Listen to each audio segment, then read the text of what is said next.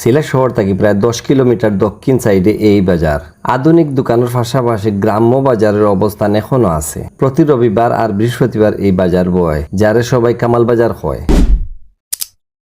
অনেকে কামাল বাজারের নাম শুনছেন কিন্তু আইসুন না, আবার যারা আইসুন তারা দেখছুন না। আর এই সকল লাগে আজকের আমার এই ব্লগ। বরাবরের মতো লগে আছি আমি টিএটি জয়নাল। বন্ধুরা, আজ আমি আইসি সিলেটের অন্যতম প্রাচীনতম ঐতিহ্যবাহী কামাল বাজার দেখার লাগে। আপনারা আইতে সিলেট শহর থাকি বা উপজেলা সদর থাকি কামাল বাজারের যাতায়াতের লাগি প্রধান মাধ্যম হইল সিএনজি, অটোরিকশা, বাস অথবা প্রাইভেট কোনো গাড়ি। প্রতি সপ্তাহের রবিবার ও বৃহস্পতিবার বাজার বয়। সকাল থেকে শুরু করে রাত 10টা পর্যন্ত চলে এই বাজার। বাহিরে অনেক দোকান সময়ের পরিবর্তনে কিছুটা আধুনিক হইলেও এই বাজারের ভিতরে গ্রাম্য পরিবেশের দোকান এবং সোয়া পাইবা, যা তারা এখনো দরিয়ার আশ্রয়। কামাল বাজার এলাকার বিভিন্ন সবজির চাষ হয়, আর আশপাশের গ্রাম থেকে উঠে আয় বিভিন্ন ধরনের টাটকা শাক সবজি, যা অনেক মানুষ দূর দূরান্ত থেকে আইয়া লইয়া যায়। হাঁস মুরগি থাকি দরিয়া দেশি ডিম পর্যন্ত পাইবা, আবার ক্ষেতর লাগি বীজ সারা সহ আরো কতটা পাইবা। বাজারের ভিতরে আমি আটি অনেক জিনিস দেখলাম। পুরানা বাজার হওয়ায় পুরানা মানুষ সকল ওইখানে মিলে। আসলে গ্রামও গেলে পুরানা মানুষ সকল দেখা মিলে। টাউনের মানুষ আসলে মুরব্বী যারা বিলুপ্ত হয়ে গিয়ে আস্তে আস্তে।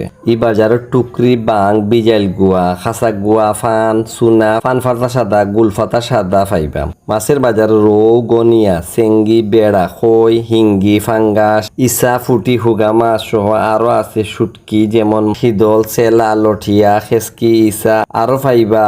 দাও খন্তি দাঁড়াইবার খামারের দোকানও। বাজারের মূল জায়গা থাকি উবাইয়া অনেক জিনিস দেখতে পারবা। খাইবার লাগি ছোট বড় হোটেল আছে, তবে এই গাছের নিচে বিখ্যাত খিচুড়ির দোকান একটা আছে, চাইলে খাইতে পারবা। চাইলে খেয়ে এই বাজার আইয়া ঘুরিয়া ফিরিয়া দেখিয়া যাইতে পারবা এবং বাজারও করতে পারবা।